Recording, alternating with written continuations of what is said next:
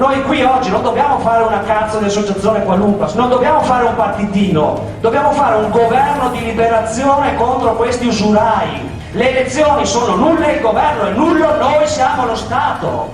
Dobbiamo fare la liberazione dall'usura che ha voluto l'Italia, che è un prodotto bancario. La Repubblica Veneta non è morta per Caracchiri, è morta perché è stata invasa militarmente da un mafioso pagato dalle banche.